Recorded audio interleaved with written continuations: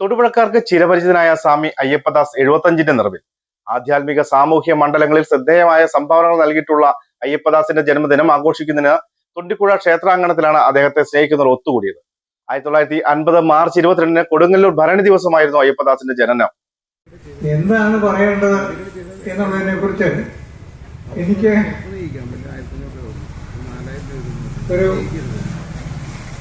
വലിയ സംശയമാണ്. ഞാൻ പെൻഷൻ പറ്റി വീട്ടിലിരിക്കാനല്ല, ആരോഗ്യമുള്ളിടത്തോളം കാലം എൻ്റെ ധർമ്മത്തിനും സംസ്കാരത്തിനും പാരമ്പര്യത്തിനും വേണ്ടി ഞാൻ പ്രവർത്തിക്കും. ഈ കാണുന്ന സമൂഹത്തിന് വേണ്ടി ഞാൻ പ്രവർത്തിക്കും. ഈ രാഷ്ട്രവിരുദ്ധമായ ഒരു പ്രവർത്തനത്തിനും ഞാൻ അറിഞ്ഞു കൂട്ടി നിൽക്കുകയില്ല. എൻ്റെ നാണയം പോലും ഞാനൊരു സംഭാവന കൊടുത്താൽ അത് ആർക്കാണ് കൊടുക്കുന്നത്? രാഷ്ട്രവിരുദ്ധ ശക്തികൾക്ക് ഞാൻ കൊടുക്കില്ല.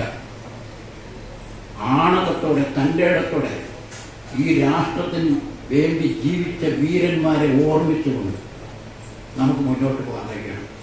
ഓരോരുത്തരും നന്മകൾ ഉൾക്കൊള്ളുക, തിന്മകൾ വേണം, നന്മകൾ ഉൾക്കൊള്ളണം.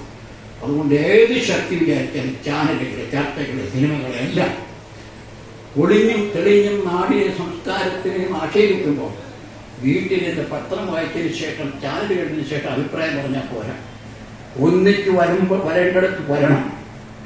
മാർച്ച് ചെയ്യേണ്ടത് മാർച്ച് ചെയ്യണം. നമ്മുടെ ഉത്സവങ്ങളായാലും ആഘോഷങ്ങളായാലും എല്ലാം ചിട്ടയോടെ നന്നായിട്ട് നടക്കണം. അതാ മകരസംക്രമം മുതൽ കുംഭമേള വരെ, നമ്മുടെ മഹാശിവരാത്രി വരെ, പ്രയാഗ്രാജ് നടന്ന കുംഭമേള, ഇതുവരെ നോക്കുമ്പോൾ സനാതന ധർമ്മത്തെ ആക്ഷേപിച്ചു അത് ഞെട്ടി. മുഴുവൻ സമൂഹവും ഒന്നിച്ചു വരുന്നു. ബുദ്ധമത സന്യാസിമാർ വരുന്നു, ജൈനമത സന്യാസിമാർ വരുന്നു.